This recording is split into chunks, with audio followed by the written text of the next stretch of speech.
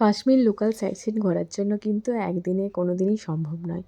এটার জন্য ২-৩ দিন হাতে রাখলে কিন্তু প্রপারলি ভালোভাবে ঘোরা যাবে পুরোপুরি। কেন কি একদিনে এত হড়বড়িতে এত সব কভার করা মুশকিল না।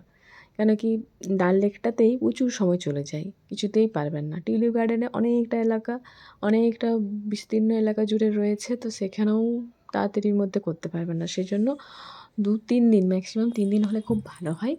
আমার মনে হয় আমার হিসেবে ভালোভাবে ঘুরতে গেলে। আর পরিমহলে আমরা সেজন্য সেকেন্ড বার মানে সেকেন্ড দিন আমরা চুজ করেছিলাম মানে মাঝে একটা দিন এক্সট্রা করে রেখেছিলাম লোকাল সাইট সিনের জন্য। তখন পরিমহলে এসেছিলাম। ওই পরিমহল জায়গাটাও খুব সুন্দর। এত সুন্দরভাবে তৈরি করা মানে গোছানো চারধারটা দেখতে এত ভালো লাগছিল। আর এখানে এরকম ড্রেসগুলো ভাড়ায় পাওয়া যাচ্ছিলো এগুলো ফটো তোলার জন্য। তো আমিও পরে নিলাম। ১ম এ ব্লু কালারের পরেছিলাম। তো ওটা ঠিক লাগলো না তখন রেডই পরলাম।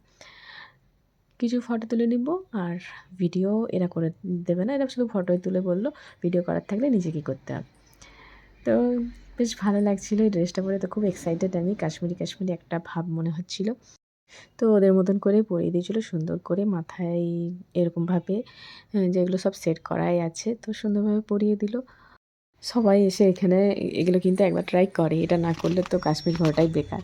তো যাই হোক আপনাদের আমার এই ব্লগটা মিনি ব্লগটা কেমন লাগলো অবশ্যই কমেন্টসে জানাবেন। ভালো লাগলে লাইক, কমেন্ট, সাবস্ক্রাইব অবশ্যই করবেন।